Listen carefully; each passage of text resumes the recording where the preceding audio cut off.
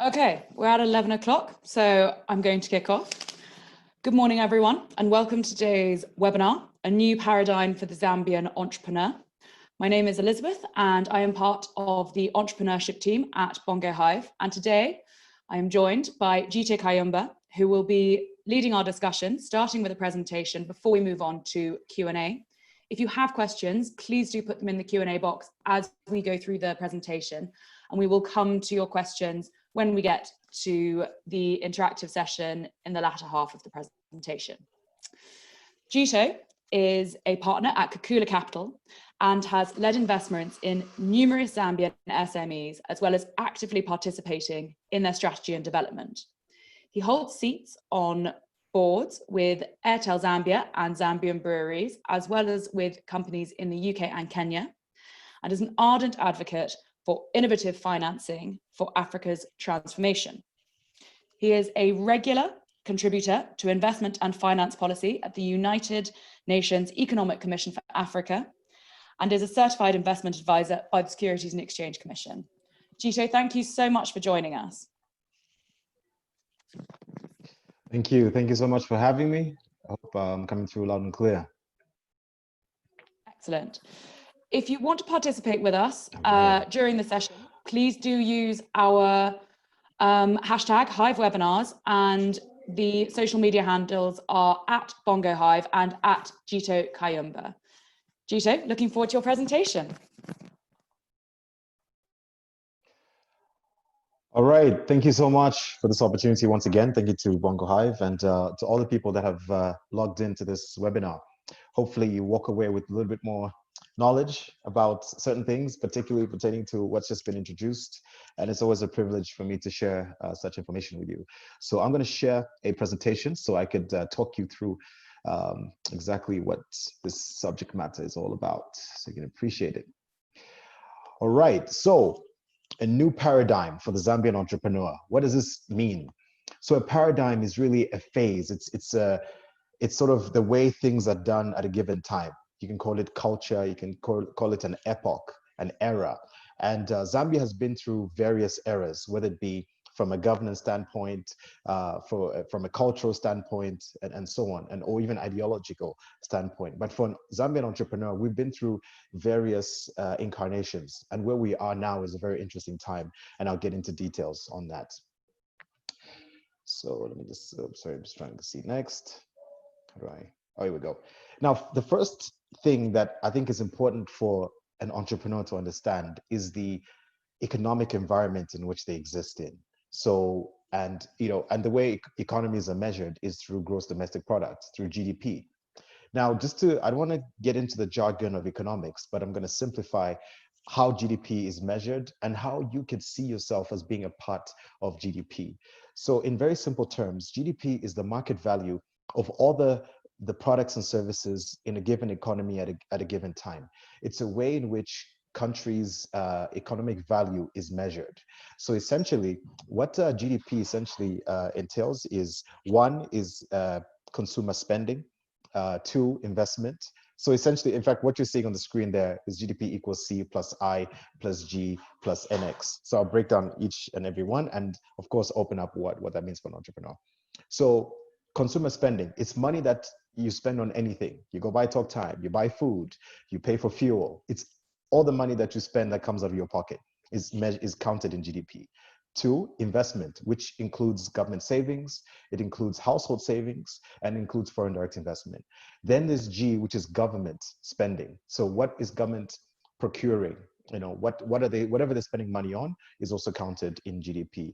NX stands for net exports. It essentially means when you subtract imports from exports, that's your net exports. So of course, if you've got a positive account, I guess you could say trade balance, it means that you're importing less than you're exporting, which is a good thing. It's good for your currency, it's good for your economy to be able to export more than you import.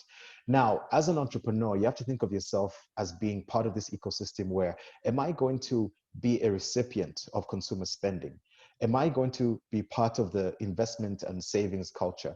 Am I going to be supplying the government? Am I going to be on the receiving end of government supplies? Or am I going to be an exporter? Am I going to contribute to Zambia's exports? And this is why this GDP equation matters for an entrepreneur. Now, I need to set the stage. Sorry, I need to go back one slide. Everything is a transaction. Let me just minimize my little box there because I'm not seeing the whole screen. Excellent.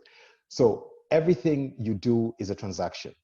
So there's a kid called Mulenga. He wakes up in the morning. He lives in a home made out of brick, cement. A transaction happened for that to happen. The lights are on.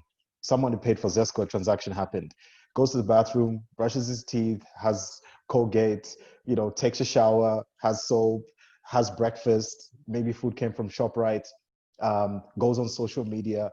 There was a transaction between him, whether it be ShopRite, the mobile service provider, whoever manufactured the soap, and the list goes on. For the moment he gets into the car, where fuel came in from Puma Energy, perhaps, got to work, where of course there's value being created. Every single activity you can think of, from the moment we wake up to the moment we go to sleep, there are transactions happening. The question as an entrepreneur you have to think about, as we set the stage for how we shift into this new paradigm, is who are the beneficiaries? Who's making money off the transactions that we are involved with every single day? One of the sad realities about Zambia is that the percentage of the economy that's formal, where all these transactions are essentially structured, that is essentially owned by Zambians, is roughly under 10%, which is rather unfortunate. And I'll get into why that's a problem. This is not to say that there's anything wrong with foreign ownership of business. I think it's, diversity is important. Having foreign direct investment is important. But for any local economy to retain a certain amount of value, to enable more circulation of funds within an economic ecosystem, it is necessary to have greater local ownership of the generators of value and essentially the recipients of these transactions we're talking about. So you have to think about the element of becoming a beneficiary of these transactions that are going on a regular basis. Now, we need to set the historical and cultural context.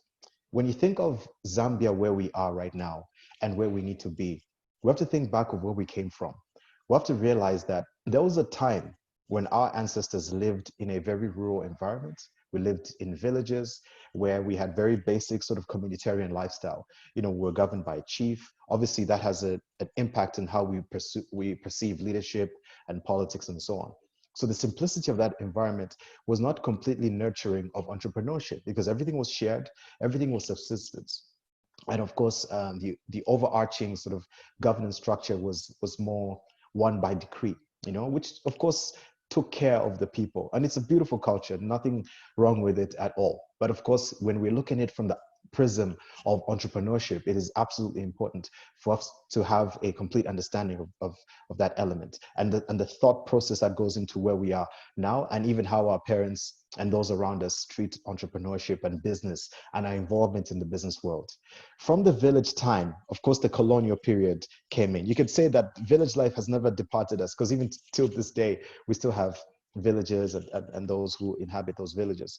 But when you talk about the evolution of a Zambian entrepreneur, as a Zambian citizen, you're talking about now you're living in an environment where there's a colonial power that's governing the country, the economy, the politics, the social environment. So of course, there's a level of subjugation, which also takes away a Zambian's ability to essentially get into entrepreneurship, given the fact that the environment is not essentially suited for it, because we were, essentially service providers by way of being chefs and cleaners and having jobs that were not really putting us at, I would say, the pinnacle of society, but more at the base. So obviously that has an impact on mindset and capacity and even wealth and the ability to have resources to get into entrepreneurship. Then came the post-independence era. We were trying to figure out, which direction are we going to go as a people. Obviously, we had a handful of graduates, within the country. And of course, we got to a point where it was all about, okay, fine, now we're free from a political and social perspective. How do we just get it right to essentially convert that independence into being I'll call it a fulfillment of our aspirations, as independent people. So we adopted more communist sort of, which we called humanism, which again was not particularly, I would say, ripe for entrepreneurship because of the fact that, when everything is being provided and we're as a society trying to figure certain things out, not many people are thinking of developing factories and so on, because all that was being done by the government. As you know, the government owned Indico and all these different sort of state-owned entities, and we were all aspiring to work for them. And then our parents, essentially those who were born in that era or who came up to the era, who were educated in that era, became the first graduates of this country. They became, employees. Now you have to remember, when they look at us, they're thinking, well, my child, Sarah or Mulenga or John or Jito needs to also get employed, because this is just the environment we exist in. Education is really the route out of poverty. It's a route into being essentially relevant for society so you can make a living. So again, entrepreneurship is not something that was completely valued. Then came the post-economic liberalization period. We're talking 1991, during the time MND came into power. Obviously, politics does play a role in the cultural context and even how entrepreneurship essentially works. And now you're looking at this liberalization, the economy is open, people could now start trading, start doing all sorts of things that essentially enables them to be entrepreneurs. And so we've essentially have a very short history when it comes to us being entrepreneurial citizens. And then, that period, of course, there was a lot of trial and error. Some businesses came up as a result of, not only privatization, but numerous other sort of mechanisms and sort of policy directions and opportunities that people were able to leverage, management buyouts. Companies like Madison came into fruition through a management buyout. So did CEC. Some locals made set up factories and the like. And of course, you also had an influx of immigrants who essentially set up factories, from, whether it be from Lebanon or from India and the like, who essentially would essentially dominate the production space and the, I'd say, wholesale trading space and many other industries. Now, we need to talk about now. Now is a very interesting time because we have seen the evolution of ourselves as a people. We've seen, various iterations and of course that were associated with the historical perspective. Now, from a cultural perspective, and I'll give you a short story about myself. So, having a father who was born within the village context, educated through the colonial era, and essentially was working largely in the post-independence era. I'd say mostly in the post-independence era in terms of his education. And then, coming into the post-economic liberalization era, the emphasis was always get good grades, study, so you can get a good job. It was never about entrepreneurship. I broke ranks because I ended up being an entrepreneur, which was essentially to my father's disappointment. And to many people out there who are looking to be entrepreneurs, you find that those generations before you are telling you not to be entrepreneurs. Now, culturally, when you look at, let's say, the Indian community or the Lebanese community or other communities who are more entrepreneurial, parents are nurturing their children to be entrepreneurs. And that's now part of the paradigm shift we need to start looking at, where there's a greater sense of openness towards appreciating entrepreneurship, giving people tools, not just capital, but know-how, because business requires a certain amount of capacity. And this is, part of this generation's call, because we're the luckiest generation of Zambians from the time of the pre-colonial era. We've got the access to exactly what we're doing right now. We are on the internet. We're leveraging, these technological resources, and we have access to the world. We can interact and engage and trade with people in the UK, in the US, in all parts of the world, almost effortlessly because of the platforms that we have and the access to knowledge and information. Some of the things that the greatest entrepreneurs of all time essentially learned as a way of trial and error, we have easy access to it because not only are there books, but there's Google. I mean, it's unbelievable what you just get through Google or even through certain influential people on Twitter. I mean, this is the reason why I make a decision to mentor people on Twitter, because it's an environment where it's free and it's open, and the idea of people opening up their eyes to looking at entrepreneurship in a different way, I think is quite phenomenal. So this is the now that I'm referring to, and this is the shift I want to sort of address as we move along with this presentation. Now, we need to now define our role in this economy. I began by breaking down GDP. What are the various components, and breaking down the various transactions that take place? How do you ideate? One question that I get asked a lot, and I never get the chance to answer it because I know for the fact that we are all differently skilled, we have different backgrounds, different interests. So you can never really give somebody else an idea for a business. You need to be able to be in a position to guide them on how to figure it out for themselves based on their conditions. So the first thing I'll tell you with regards to defining your role in the economy is think through what I referred to when Mulenga wakes up in the morning, brushes his teeth, goes to work, or goes to school, or whatever it is that he goes through throughout his day. He's experiencing things around him that are unique to him, or of course her. And those things also involve there being problems. The greatest business ideas have been spawned out of problems, and obviously these problems are pain points, and every problem requires a solution. So identifying problems that are unique to you, that you appreciate, and you because you live in that space. I mean, the problem that I saw, because of the fact that I was so curious about developing businesses, about providing capital, because there was a missing middle, which there still is to a large extent. And this is why I do what I do within the venture capital space. And I know many others who are involved in clean water, in irrigation, in all sorts of things that are unique to what it is that they do. So the key is to identify those problems and create value, because the thing that people do with their hard-earned money is essentially, exchange that money for value.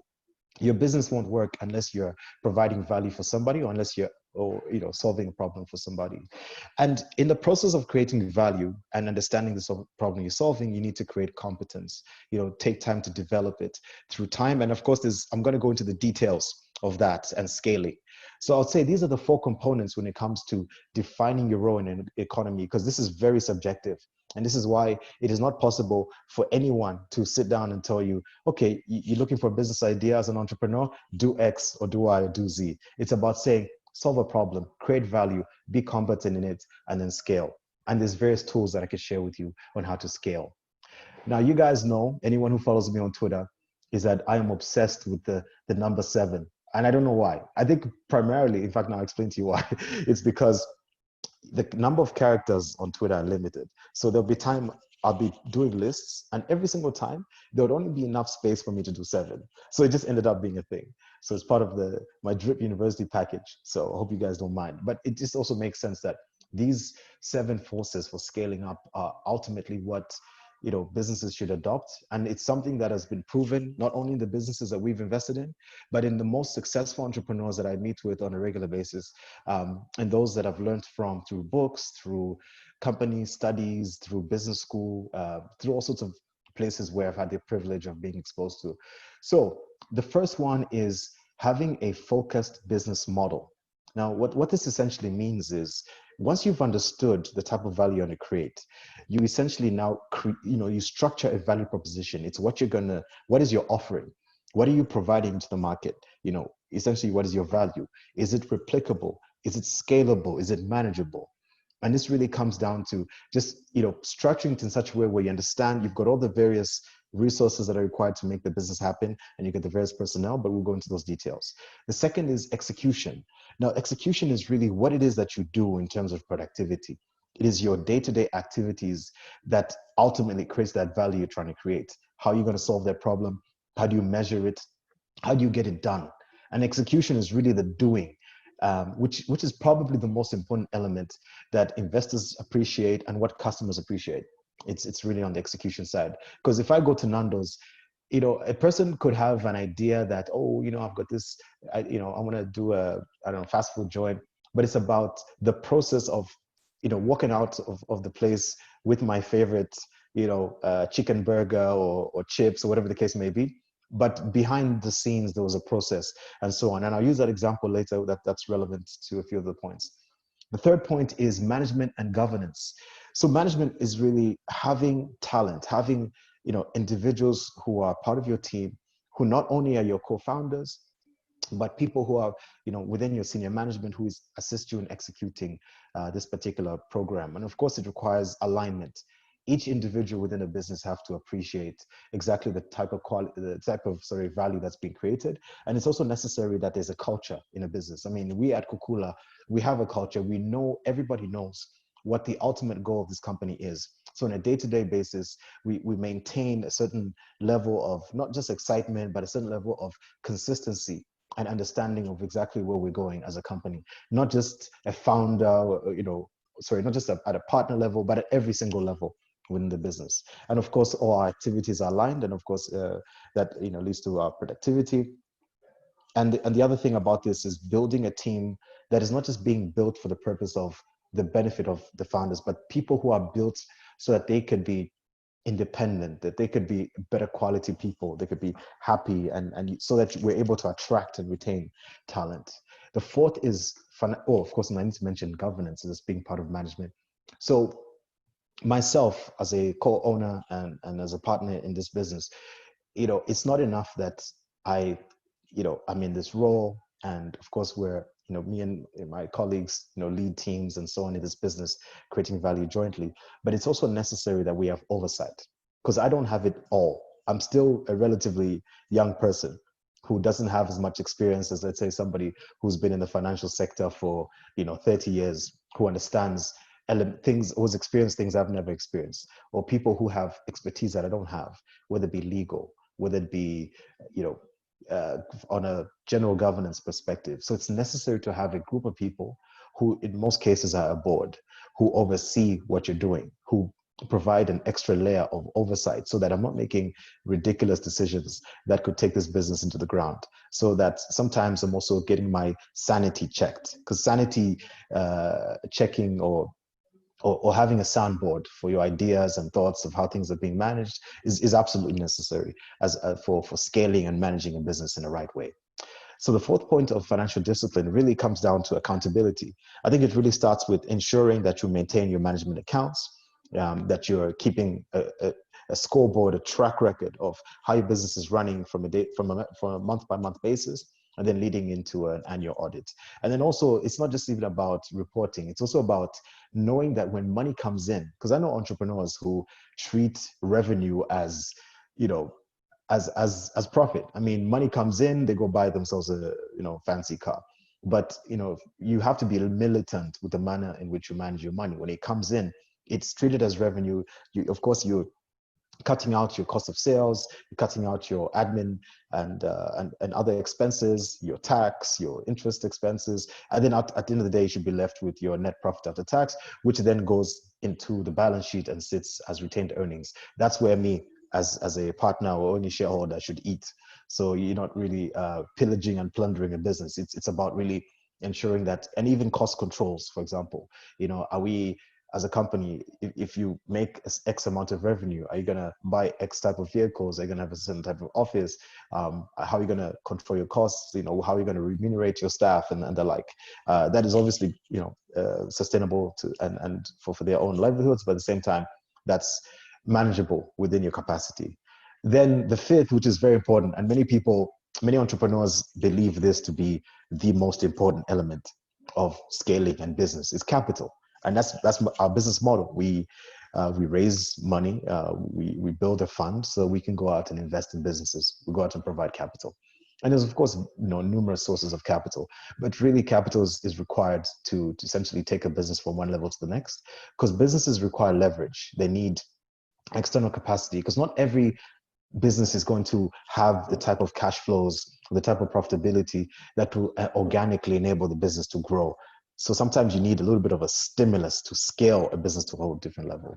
And, the sixth point is being systematic. So, I mentioned, you walk into Nando's, the person at the front smiles at you. There's a manner in which they use the POS. It's very fast. The manner in which they communicate to the kitchen. And there's a time frame in which that particular transaction leads to a burger coming to your table. That in itself is part of a system.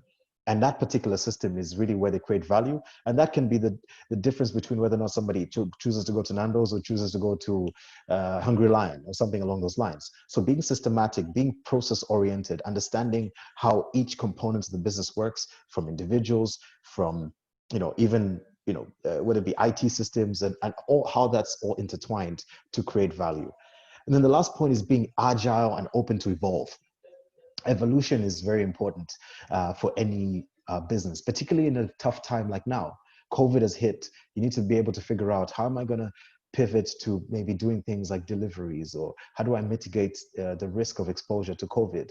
If the supply chain with South Africa is broken because the economy is closed, where else am I going to source my inputs because I'm supplying the mines? Can I get an alternative from another place? Can I make it locally? So there's a view to really shift, to pivot, and to really be open to evolving. I mean, companies that were incredible that did not evolve died. I mean, Nokia, Motorola, you never expected that the iPhone and Samsung will come through, or Kodak at some point were the dominant camera company. Then people never realized that actually phones would take over cameras. Because I mean, I don't know anybody today who actually owns a camera, because it's all about the quality of the camera on their phone. So really, you have to be open to evolving. Now, another element when you're looking at scaling, entering a new paradigm as an entrepreneur, is that you have to look at government. Of course, in the beginning, I touched on the economy, I touched on GDP, consumer spending, investment, net exports, but government plays a very important role. And I think many of us entrepreneurs don't see the importance of government, and we don't see how we can leverage government to develop industries. So I think as part of our push into this new paradigm, we have to look at government as a partner for 5 reasons. The first is sector development.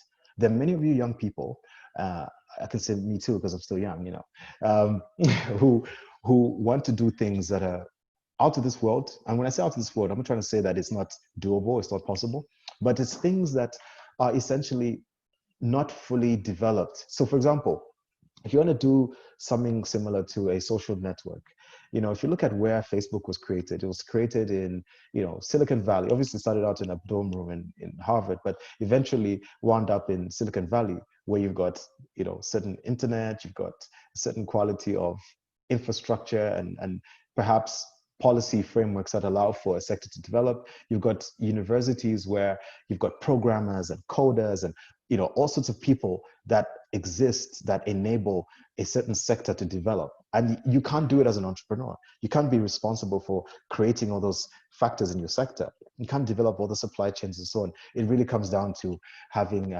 government do it. So I'm just going to check. I have notification. Okay, sorry, it was a question, but I'll answer that later. Let me just minimize that. So support infrastructure is necessary, and government, and you see, if you want to go into tourism, before you set up a lodge, let's say in Zamfia, Zamfia is a beautiful town, but Zamfia doesn't have an airport. The road to Zamfia is okay, it's actually a pretty good road, and there's a few things that are missing. So in order for the tourism industry to develop in Zamfia, you essentially need flights, you need an airport. So you need basically government to participate in getting ProFlight and Mahogany and these guys to basically go there after they've built the airport and maybe give them a bit of a concession on airport fees and so on. Then you need to promote it, utilizing government institutions like the tourist board to get more people there. Then you need to incentivize investors to come in and set up hotels, set up malls, set up roads, and all these things that enable for that industry to grow. So support infrastructure is very important. And in all sectors, even mining. Most mines, when they're budgeting, they go to Solwezi, and then they essentially come in with a plan to build houses, build roads, build schools, because of the fact that those things aren't there in the first place. So it's about getting government to really be a partner in not only developing the sector, but putting in the support infrastructure. The third point is having fiscal incentives. If you want a certain sector to develop, you kind of need a bit of a break on tax and on some of the factors. So let's say if I want to import, let's say I want to do computers. I want to, build my own laptop factory. I need to be able to convince the government to give me a waiver on VAT, on customs, on certain components for computers, so I can actually I can be competitive. I can set it up in a way that can compete with, with the likes of South Korea, China, and other parts of the world. And that's what Rwanda did. And this is why the Marathon is being created over there, being developed there. Market facilitation. If I am a tomato farmer here, and I essentially decide to upgrade into the value chain and create paste and tomato sauce and so on, I need my government to essentially be, present in facilitating trade agreements that enable my my tomato sauce or tomato paste to get into the Great Lakes region, to get into West Africa, to get into Europe. So those market facilitation elements, and maybe even having more support infrastructure, maybe even having an airline. I mean, obviously, Kenya Airways supports the booming flower industry in Kenya. Without that, the flower industry would not exist, and that supports a significant portion of their GDP as well as their exports on the GDP element, the net exports. And then the last point is stimulus. You know, stimulus is an interesting point. It can sometimes be controversial, but the government, the treasury, has a certain amount of money that's allocated for certain things.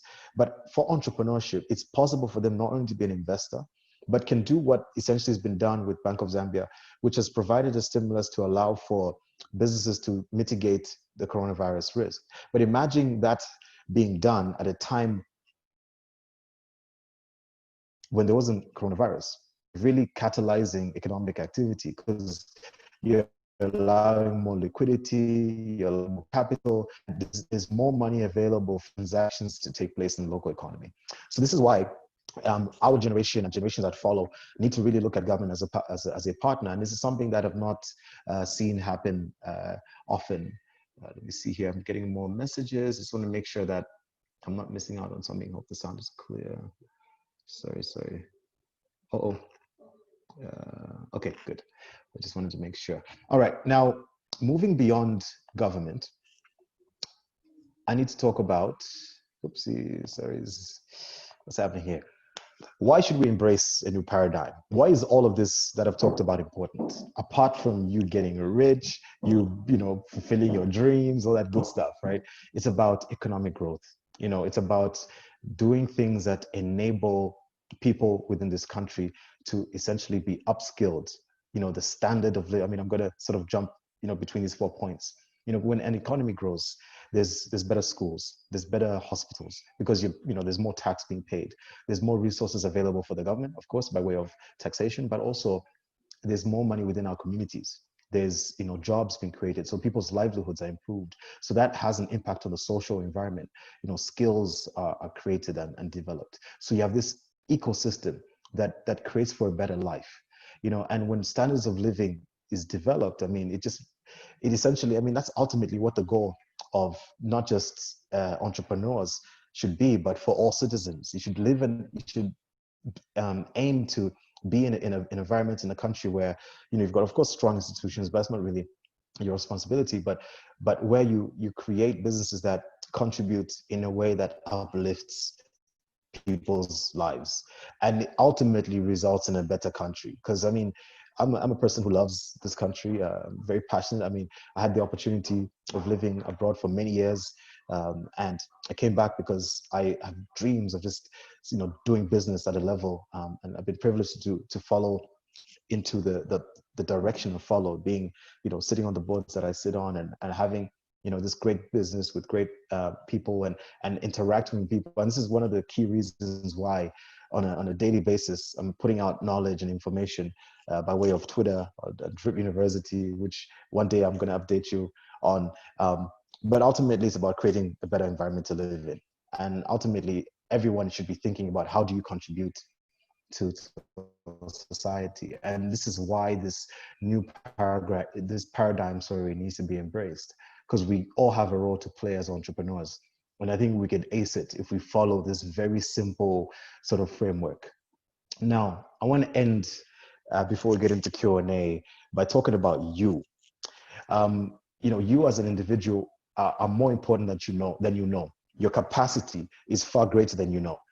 Me, I don't believe I'm the smartest guy around. I'm sitting here talking to you on this platform, not because I'm better in any particular way from an intelligence standpoint or in any other standpoint. I've been privileged. Some of you who may not be religious or spiritual, you know, you can excuse me for saying this, but my privilege comes from the grace of God. I think I've stepped into situations that have just catapulted me into a place where I could create value. And I know for a fact that because of the things I've been able to do, that there's so many more people out there who can do even more things, who can even do far better. All the people that I mentor, people who I see from various communities, various backgrounds within our country who are hungry for knowledge, who are being mentored through Bongo Hive, or who are struggling in various ways, are looking for ways to contribute to exactly what we've talked about, to the economy, to uplift the manner in which we live. And we all have to play a part one way or another. And it comes down to character. Because if you want to talk about money, for example, one of the greatest things, the aha moments of my life was when somebody told me, and I imagine I was a completely broke kid, and somebody telling you that you are essentially a millionaire before the money comes. It really talks about mindset. Am I mentally there? Because when you're mentally there, that's when everything sort of forms around you. And I can say this from experience. When I was trying to figure things out and struggling and setting plans in motion to not only build myself from an academic standpoint, but obviously from a business standpoint, and learning and persisting, waiting outside of mentors' offices for hours because they didn't have time for me, and all those things you remember, and they build your character. Because I knew that I have a role to play in my society, and my dream was always to create or to be in a position where I could essentially provide capital. So I can be a participant, I can be a recipient of those daily transactions we talk about. I needed to be a shareholder in companies that are creating value on a daily basis, because I knew that if I can make a living off what people are doing on a daily basis of their transaction, then I have, resources to develop even more businesses, create even more jobs. I can tell you, we in our company have a plan that by 2023, we should have created 5,000 jobs. We're maybe less than halfway there. We've created about 1,200 and something. There's something on one of our boards where we let the entire team in the office know that this is really where we need to be. This is where we need to go. But of course, it has to be sustainable, because we need to, the investment decisions are, the job creation is more of an outcome of investment decisions, making returns for ourselves, our investors, but also uplifting lives of those that we impact. So you are an important and crucial and critical component of this economy. So whatever it is that you do it with as much passion and faith and relentlessness and resilience and tenacity, and don't let anyone stop you. Choose those you need to associate with, because that will also play a part in whether or not you're going to be successful. There's too many people in this country, in this environment, telling each other that they're going to fail, that they're useless, they're this, but you need to blank out that noise, because if I used to listen to people like that, I would be nowhere close to where I'm at today. So thank you so much for this opportunity. I'll open it up for questions and answers, and yeah, we'll take it forward.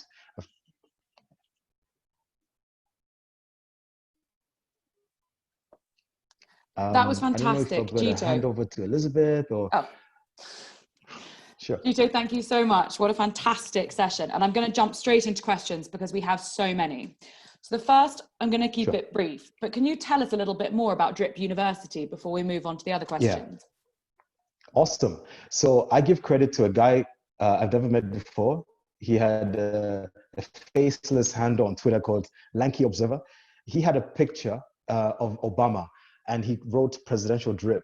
And I remember asking, now I'm going to sound like I'm, kind of, maybe a little bit older than I am, but I said, what does that mean? What is drip? And then he essentially explained that, look, it's swagger, it's confidence. But the way I interpreted that, because it really hit me, that the one thing we pursue as human beings is significance. We want to this is why we work, this is why we want to do business. We want to make, not only money, but do things that make us feel great and make us feel confident. And I wanted to detach the swagger bit from a financial standpoint, but more to a knowledge standpoint. So I'm a sucker for knowledge. I love the idea of using knowledge to build wealth, to create value. And I thought that if we could take drip and its awesomeness and its coolness and put it within a framework of a university, which is essentially an institution of higher learning, and enable people to be able to have access to knowledge, to have access to this source, this drip, that enables them to improve their lives and do things that they really aspire to do, and regardless of where they're from, regardless of which environment that they exist in, so that they can really feel good about themselves. Because I can tell you right now, I always feel great about myself. Of course, challenges are, I'm not, my life is not devoid of challenges, but waking up feeling great about yourself, feeling confident, having a great self-esteem, having a great sense of self because you've got knowledge, you've got understanding of what it is that you're doing, you've got passion. To me, that is drip. And that's something I want to spread throughout this country, so more people have a dose of their own version of drip. So that's what university ultimately is all about. Great, because I was wondering. Next question. What I'm going to do is, we've got so many questions. I'm going to try and combine them so that you can kill lots of birds with one stone. So immediately I'm going to jump in with the role of SMEs in the Zambian economy. A few people have commented, you know, in recent past, SMEs haven't been a particularly successful venture often. What do you think are the tools that equip people in order to succeed going forward? And potentially, what are things that have changed from the more traditional market that meant that there wasn't as many successes in recent past? Interesting. You know, I think one is, oh man, that's a very tough, it's, you know, some questions you find that, anyway, let me get to it. It's a great question, actually. I think one tool is definitely, you know, resources are necessary, not just capital. Sometimes when people get started in something, so let's say, you know, you're in agriculture, of course you need land, you need to have know-how, access to the seeds, access to irrigation, and so on. So I think the first thing is resources. And the other thing about resources is that it's not enough for there to be resources without know-how. And this is why cultures tend to follow the same line. So I've got friends, let's say, within the Indian community or within the Lebanese community and different communities, where you find that community are excellent in one particular field because they've seen their grandparents do it, they've seen their father do it, and then they're doing it. So there's a certain level of know-how being built. So now what I love, and maybe this is a plug for Bongo Hive, is, you know, and I really appreciate Bongo Hive because you've got this environment, this incubator, this ecosystem that allows for people to go through a process of ideation. You create business model canvases, you create financial models, business plans, enables understanding of execution. How do you analyze a market, you know, because you need to have your market surveys and, you know, teach the 4 Ps and all the things that go into, you know, getting into business and getting it right, understanding what metrics, what tools are necessary. Of course, there's, so I'll put it in simple terms. So one is, you know, resources. The other is know-how, which fortunately now is becoming more and more accessible through institutions like Bongo Hive, sometimes through, you know, books that people read, sometimes through Twitter, through, you know, Google. And then the other is really when you immerse yourself in a certain industry, when you understand its supply chain, its value chain, there's a certain intuitiveness you should capture once you're in that particular, you know, environment. So I would say that one of the things that any entrepreneur can benefit from, I would say, in any given environment and become great, is spending sufficient time within a certain supply chain, and then understanding how the various components work and having the network to support that particular business. And I think, and that's really that sums up the point, is that it comes down also to the people that you work with. So I'll give an example. We did a project in the Luapula province. There's a hydro power project through, you know, partners and so on. I did not necessarily need to be an electrical engineer. I know enough about the various stakeholders that come into putting that together, but it all came down to having certain components in place, and most of it was essentially people. So I think having the right people around you is probably, in fact, I should even move that to being the most important thing, the most important resource to getting into any business line. Yeah. Covered a lot there. That was great. Thank you. Next, and I think you'll be used to these questions, there's quite a lot of questions around not having access to capital and whether people, how they start small and then scale to make something investable. You did touch upon this, but could you perhaps go into a little bit more detail, please? Definitely, capital is necessary. And the trouble is, and I'll explain first of all that the capital that's in short supply is seed capital, the capital that gets you off the ground, the capital that backs an idea. And I think it comes down to risk. You know, I talked about before where government should play a certain role in mitigating risk, in enabling an environment that allows a certain industry to thrive. Now, in that environment, obviously, it's a lot less risky. If a kid out of Harvard comes to you and say, hey, listen, I need $10 million, I've got this social media, you know, platform. In that particular environment, you're looking at, okay, this is what exists in the ecosystem. This is the buying power. This is what this could mean as a marketing business based on the economy being so big. In our particular case, we have a $26 billion economy where the GDP per capita is just a little under $1,500. So you almost, when you're doing your analysis on the markets and what products to create and who's essentially going to uptake it, you're thinking from a risk standpoint that the risk is very high. This is why most investors who invest in our region seek a high premium because of the level of risk. Now, from a capital perspective, so I think maybe that was, I would say, a very long version of why startup capital is not provided. But the way to be investable is to get to a point where you have some traction. And the other thing is, most people fund their businesses through, many people joke about the 3 Fs: friends, family, and fools, because of the fact that the business is less likely to work. But those who are able to leverage on certain resources to get it to a point where they could validate it, and it could even be validated at a very small level. I can give you maybe one example. I like to use this example because he's a cool guy. Mawano Kambeo. He's a local entrepreneur who's created a company called .com Zambia. He didn't use external capital when starting out the business. He proved the business model. And then I was privileged to meet him, and I was able to see that the business is operational. And all the factors that I shared on the page on the 7 forces for scaling, where he's got a great team, he's got a great idea, great spirit. The business is proven at a very small scale, but it's clear that all that is needed is capital. And in fact, that should basically sum up the answer, is your business is ready for capital if you know that that's all it's needed. Because sometimes capital creates new problems. I've been in situations where, because you're sitting on a lot of capital, investors are expecting you to close deals, and you're rushing into deals, you're investing in various companies, and you're making mistakes because of that. You're not really taking time to scrutinize, and you're not following the right ethos. But then you realize that even a big business that creates a lot of value may not necessarily need capital. It basically needs more governance. Once the governance is structured right, the business model is refined, or maybe it's addressing the market it should be addressing, and you'd say the business model is right. I think that's always the key point. Then that's when capital comes through. Because I can assure you, I've been in situations where capital comes in and it ends up creating more problems than solutions, because all of a sudden there's all this money and there's no understanding of how to utilize it to scale. Because that's ultimately what capital should do, is that it should scale. And in very simple terms, people should look at capital as an avenue to acquire assets that enable a business to make more money, or to provide more value to more customers. So that's really what people should think about when they are essentially raising capital. So moving on from a discussion around capital, Yep. We've got a lot of questions about opportunity in this current economic environment, and how perhaps you talked about fiscal incentives. Maybe there aren't as many ingrained within Zambian policy at the moment. Is there somewhere in particular you see real opportunity? And how do you suggest, again, a lot of questions from young entrepreneurs, recent graduates asking, how do you suggest pursuing that?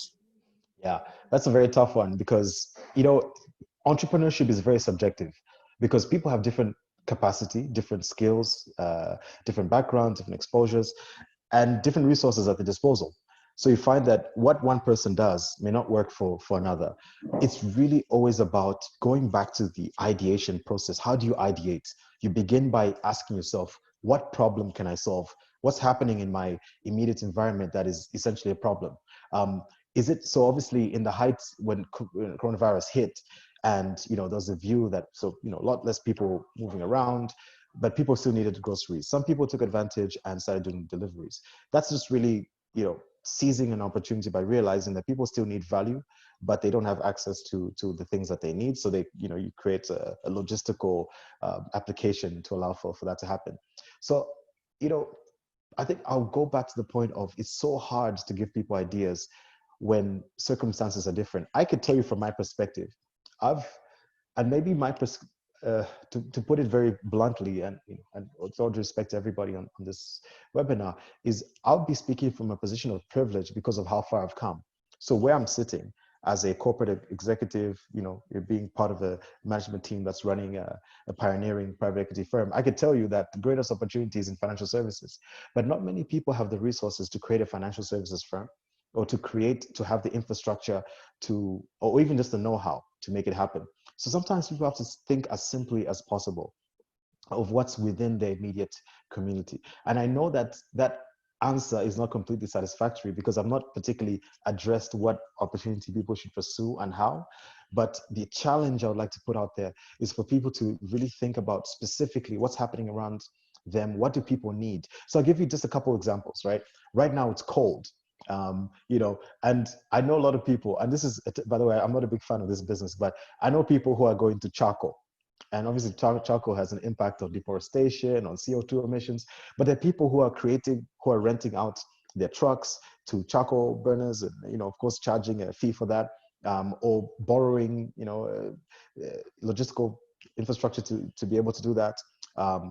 Some people are, I'll just give you an example. I mean, we talked about, I think one of the things you touched on is that the fact that the economy is in a tough place, and anyone with financial resources, and the reason I allude to financial services is that, if you create either a mechanism to lend in a way where the mitigation, the risk mitigation is in place, then you stand to do well, because there's a shortage of funds, of finance, to allow people to do transactions and so on. That's why I love financial services.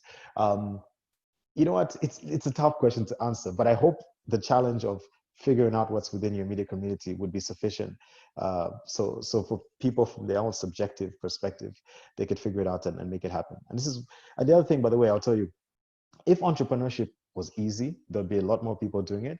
And secondly, it would make it, and when you think of competition, in the strategy world, in the business world, there's certain terms you use. So when someone comes to me with an idea, and that idea is in a sector that's, let's say, flooded, it's got lots of competition, you call that a red ocean, because there's a lot of competition. And in many cases, you have to figure out, how do you differentiate yourself? You can't prove your differentiation, then you're going to be beaten. So, and we love blue oceans. Now, these are ideas that nobody has really come up with.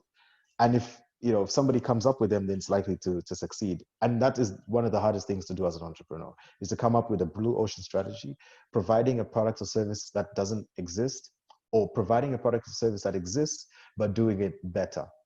And that's something that people should think about.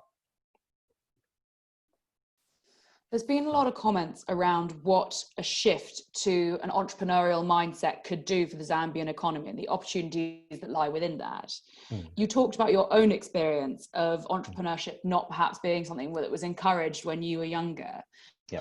What do you see as the potential outcome for creating a more entrepreneurial society? And do you have any ideas about how that can be communicated? Not only maybe culturally, but we've got a lady who's asked about drive and passion and keeping innovation flowing within her team. How can you nurture that as a founder, but also in your own social circles? Okay. So yeah, that's a great question, because that's something I think we've done very well. I think, everyone should have an ethos. Everyone should have an audacious goal. With us, even though we're in private equity, venture capital, if you will, we raise money from investors. We take that money, put it in businesses, and that's the business model. And the goal is to make money from capital gains. Those businesses should grow. They should be able to pay dividends, but the value of those businesses, the valuation, should go from X to to a level, so when we exit, we're making a profit. But if the team is not fixated on that element of, oh yeah, you're here to make money, it's about the process in which we make money creates X number of jobs.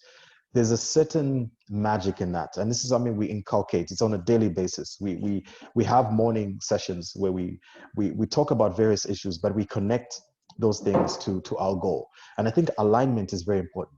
We've come to a point where we're so inclusive in our strategy and our plans. I could be sitting with my business partners talking about the future and how much money we're going to raise and where the challenges are, just perhaps just the three of us in the room.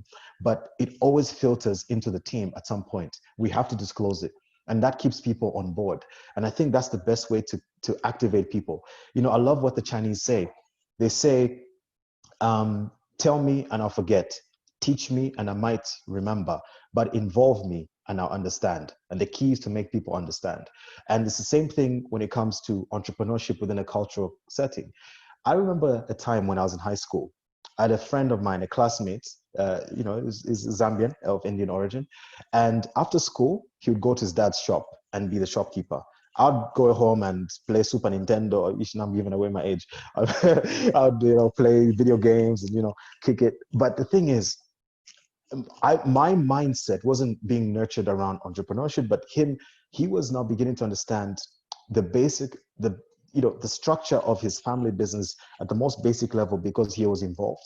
And then now he's the CEO of that business. He runs it, and he runs it far better than his parents ever did. And that should be the goal of every society. Every generation should create a platform for those that follow to be better than they are.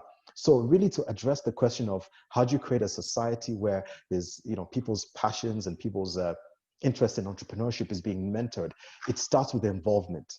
If I were a government, let's say, for example, I would say, look, there's so much money being spent by large corporates. How do you pull young people into the supply chain?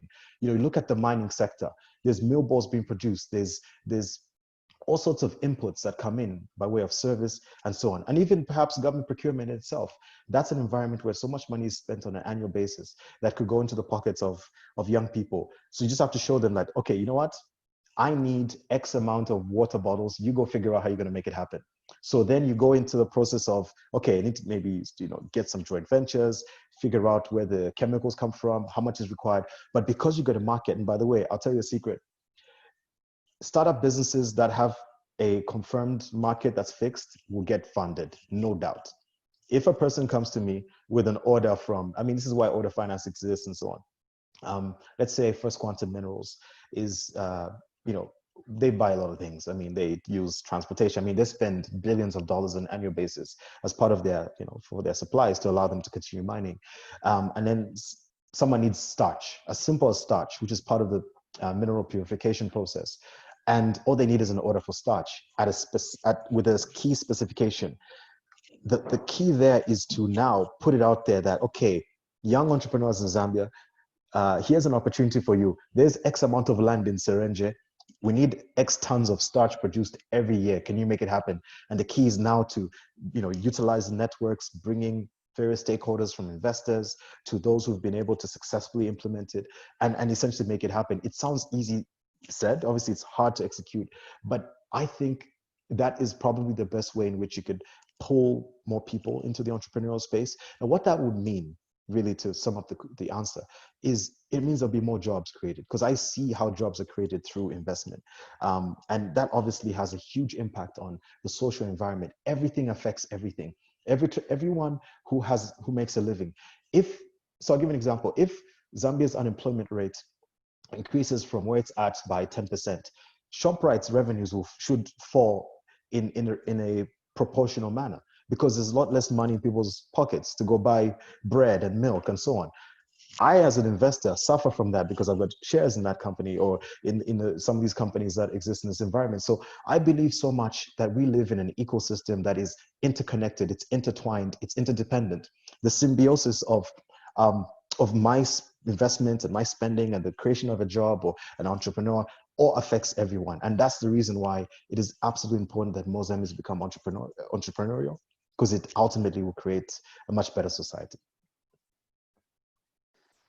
Okay, we have 2 minutes and I have 2 questions which we're going to whip through. The last one, the second to last one is networks. We've had people ask about the power of networks. We've also talked about how difficult it can be when you face more systemic problems.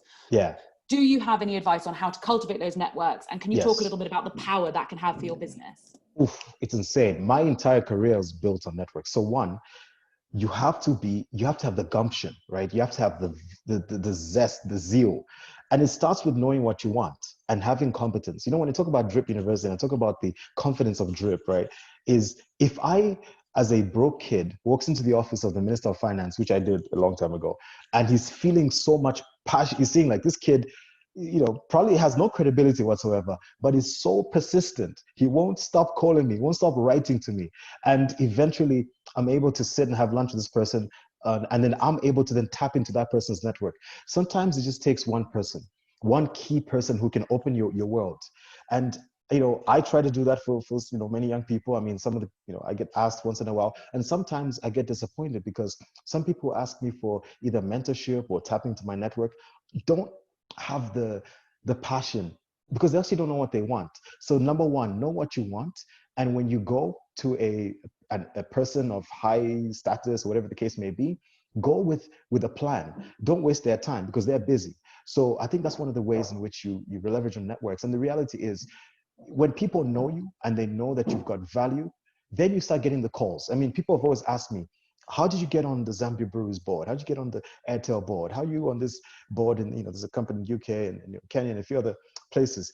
And of course, how you're able to get deals done, raise money, and so on. It comes down from a level of one, persistence, and also competence. When you're competent in something, it attracts people to you. People need you. They want, I mean, even some of the people I used to pursue for advice today pursue me for advice, because then you become peers, you become friends. And there's so much power in that. You can get anything done. You can raise money, you can, get them on the board, you can do a lot of things. So, that's, I hope I haven't gone beyond the 2 minutes, but that's my answer to how you build networks and the power of it. Thank you. Last question, and I'm so sorry for anyone who we haven't managed to address, but we will also have Jito's Twitter handle if you want to contact him afterwards, or indeed talk to Bongo Hive as well. But the last question was in fact the first question we were asked, and I just thought it was a great way to summarize this entire session, if it's possible to do so in a couple of minutes. What is your number one piece of advice for someone trying to pursue entrepreneurship in Zambia? Ooh. Okay, so, that's huge. But maybe I'll use my own story. Believe, first of all, in yourself. I think this is why I concluded my presentation with you, saying you as people recognize that you have value to give. People know that if you're not confident in something, they will work on yourself and work on knowing that what you're going to do, whatever business you create, is of great value. Not only will it be on great value from a financial standpoint, but it's going to contribute one way or another to society, because that's how you really get true buy-in. And that's what keeps you going. Because, I also believe that people don't just set goals for the sake of, I want to be rich, or I want to do it because I want to make a living. Some people have something else that tugs at their heartstrings. Some people, I mean, I've got friends who pursued business because they wanted to make sure that they could retire their mother, pay for the mother's house. That, if you could get into business with such an overarching reason beyond financial, then that's what will keep you going during the lonely times, when everybody's saying no, when things are difficult. I think begin and work on yourself, know what you want to do, and know why you're doing what you want to do. I think once you know why, everything else will work out. I'm so passionate about, I'll tell you, when I was a kid, maybe it's just a short story, I used to look around me. I felt so guilty to a large extent. I remember the first time, I said this on my TEDx talk, but I'll say it again. I was being driven to school by my father. I was about 8 years old. I remember very well. Look at the car window. There was a kid my age walking barefoot. And he, we're exactly the same age. He was no different from me. But he was walking to school. Sorry, even talks me up a bit. And he looked, he was, let me just push it this way. It made me feel that it's almost like I won the lottery. You look at the guy, and you know that there's no difference between you and him, except for the fact that I was born in an environment where I can be driven in a car, go to school with a chalkboard, and you've got the right textbooks and simple things like that. And it made me feel like there's something wrong with this world, that there could be such a disparity by nature of just by the stroke of luck. It was a flip of a coin. And when I think of the idea of creating jobs, I'm thinking that guy's parent or that guy's circumstances can be impacted by the things that I'm doing every day. So when I'm going through challenges, I remember that there's people out there who are struggling, people are suffering, whose circumstances can be improved by the type of work that I'm doing. And that's really, it keeps me going. And that's ultimately what makes me happy. Of course, money is nice, all these things are nice, but think deeply about why you do what you do. And ultimately, everything else is going to work out, and persist. Jito, one excellent session, and I just wish we could have had another hour. Really, so much covered and so many more questions. But all I will do is finish up by saying thank you so much for your time, for your passion, for your energy, for everything that you have brought to this. I'm very appreciative. I've learned so much. It looks like all of our attendees have as well. If you have any more questions for Jito, please do contact him on Twitter. He has said that I can do that and open him up to more engagement. Yeah. So his handle is at Jito Kayumba. Again, please do contact the Bongo Hive team as well using hashtag.